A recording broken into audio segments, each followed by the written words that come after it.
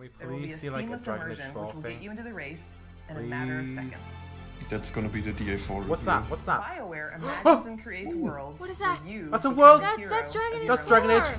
That's That's BioWare. Using this next That's generation That's Dragon Age! No! That must be Dragon Age! No! That's Dragon Oh my Age! gosh, what That's is Dragon that? Age! That is Dragon Age! Every console That's Dragon generation. Age. We can successfully say that our clowning wasn't all for nothing. We honked and brigaded the circus of Dragon Age clowns together, and BioWare graced us with exactly 12 seconds of Dragon Age 4 in-engine shots, which at the bare minimum is something that we feral clowns can at least sink our teeth into. With that said, first and foremost, we can confirm this footage was Dragon Age related. Not only that, but it's actually next-gen work in progress, as John Epler confirmed. With Dragon Age 4 being built for next gen, we can see the beauty of the Frostbite engine's graphical fidelity, lighting, ray tracing, blooms, shadows, depth of field, upscaled texture quality, etc. The evolution of the Frostbite engine is very much apparent. The game looks stunning already in work in progress. And there's an overall tone of dark fantasy. The world is saturated in this gothic aesthetic, and I absolutely love it. The midnight snow, spooky atmosphere, eroding corruption, and terrifying amounts of red lyrium and fungus. As far as initial impressions go, Dragon Age 4 looks dark, like Tevinter Nights dark.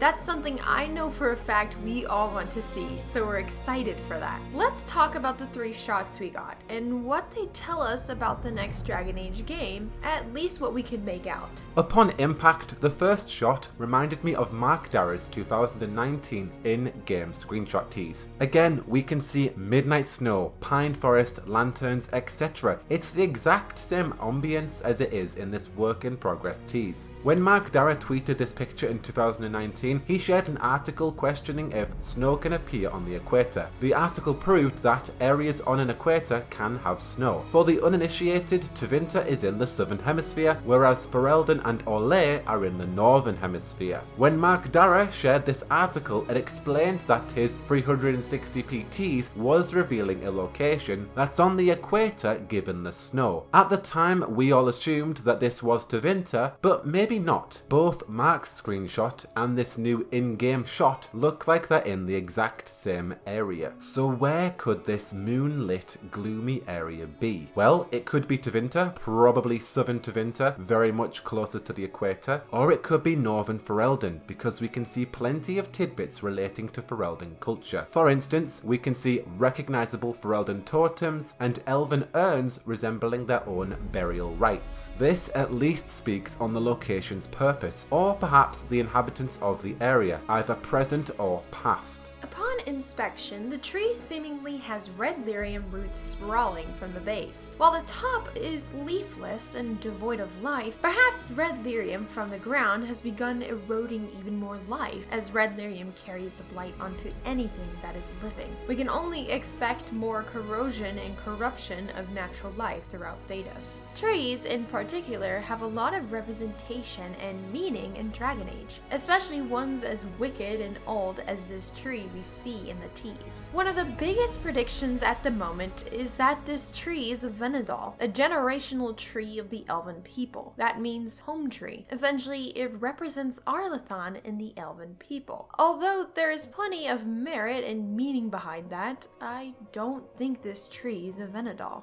Venedals are generally displayed in elven alienages, providing comfort to the city elves. This is certainly not that, given the surrounding area. Even the burial urns prove that this tree acted as something else. But what? Perhaps it was a flourishing funeral garden, once a safe place for those to mourn, now corrupted with blight. Mythal has also been represented as a tree because of her Valisling, which resembles leafless branches, and has the same depiction of that tree on Flemeth's True Grimoire.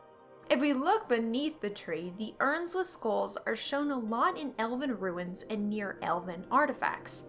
Perhaps this tree resembled something from ancient Arlathan and could have been an old oak that became lifeless due to the blight. Much of what is suspected about the death of Mythal.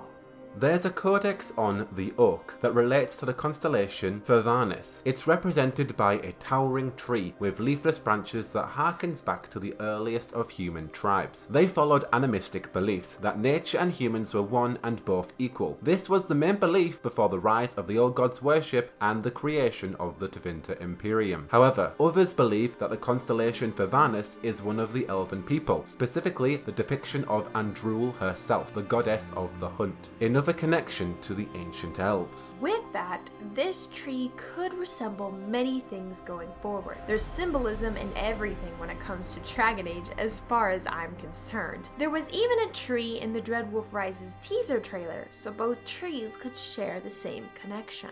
As a final note on this shot, we see crow-like birds flutter from the tree. Jackdaws confirmed for Dragon Age 4? Moving on to the next shot. The chapel, as we are calling it, and the fortress in the background are very Ferelden in design. The fortress is identical to the Redcliffe Castle, whereas the chapel resembles Skyhold's main hall to some degree. Tevinter architecture shows more spiky, oriental designs using precious stones and metals. None of those attributes appear in these structures, so they're most likely Ferelden.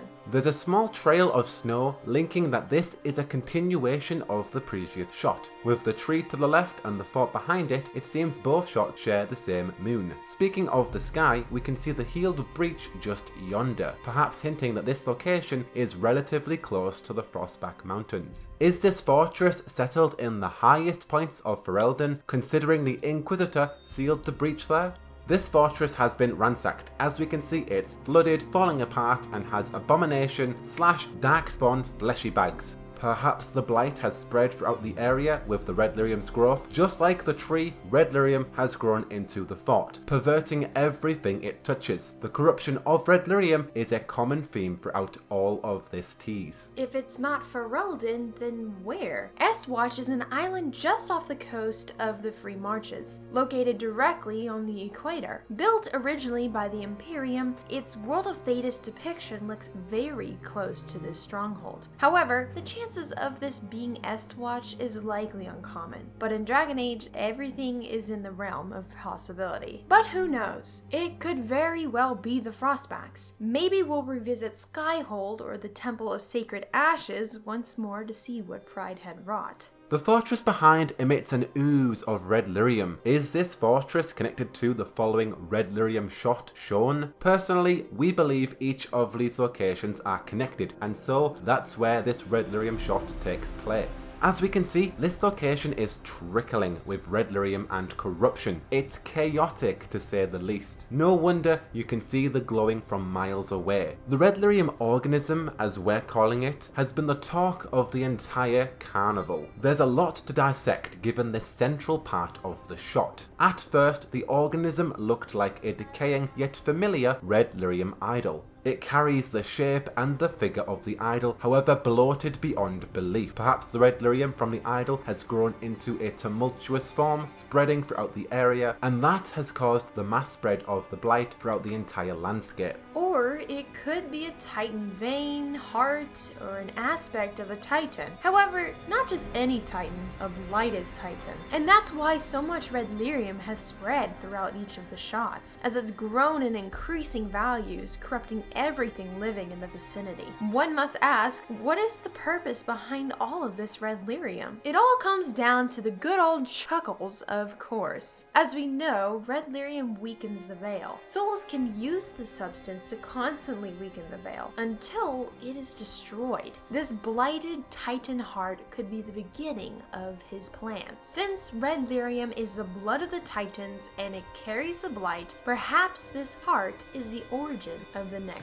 blight. And if this organism isn't a blighted Titan heart, nor the red lyrium idol, it could be a grotesque, vile monster that awaits us, thriving on the red lyrium and mushrooms, enveloped in a cocoon, waiting for its next next meal. The area surrounding the organism has gruesome bodies and twisted figures that are reminiscent of the Fade. Yet we can see the sky and trees in the background. So we're clearly not in the Fade, right? Unless we're already doomed and the waking world and the Fade are one. The mushrooms share a resemblance with standard deep mushrooms. Could red lyrium have infected them with the blight, corrupting them? Are we facing against terrifying fungi in the next game? Can we eat them? Deep mushroom harvesting is usually a dangerous task because it can lead to darkspawn. Apparently, almost all the deep mushroom species tend to carry the darkspawn's corruption, however, are not contagious. So no, I wouldn't suggest eating them. The torn down fortress once more follows a, you guessed it, Ferelden structure. This entire shot reminds me of the Temple of Sacred Ashes after Corypheus destroyed the landscape during his fight. We can see the tip of the mountains in this shot, and they look like the Frostbacks, so it's most likely not in Tevinter. If we compare the Ferelden and Tevinter mountains, Fereldens are like the Rockies, and Tevinters are like the San Juan Mountains, both very distinct from each other. This shot as a whole is rather ambiguous, and I say that with bated breath. It feels like something we haven't seen before, almost alien. I feel like each scene is taking place in Northern Ferelden, however I'm very skeptical considering Tevinter is supposed to be the main location of the game, given Trespass's ending, Tevinter Nights and Joplin's setting. However, we don't know how much has changed since the Iterations reboot. Honestly, I can't wait to just explore more. This tease has given me a glimpse at what we can come to expect. Regardless, it's been super fun to do tinfoil on actual Dragon Age 4 related content. Although this tease was small, we may have something soon, depending on when soon exactly is. According to EA/BioWare's community manager, they said, "Soon BioWare fans, soon," followed up with another tweet. I mean, my soons always come with a trademark, so who really knows? Perhaps the next official tease will be a title reveal. That's at least what I get from the trademark statement. In any regard, I will be covering this greatly with more recent tweets in my next news video. Before we leave you, we've got a quick announcement. On behalf of For the Fans, By the Fans, we're super excited to promote Dragon Age FanForge. FanForges are contests run by artists. The best designs win awesome prizes and have their artwork printed on merch where they can make commissions of each piece sold. You can check out the previous winner designs on their website, link in the description. I'm even doing a giveaway, so stay tuned on my channel and Twitter for that. Let us know if we missed anything that you guys caught, and tell us your thoughts down below regarding this tiny tease and Dragon Age 4. Until the next one, we should go.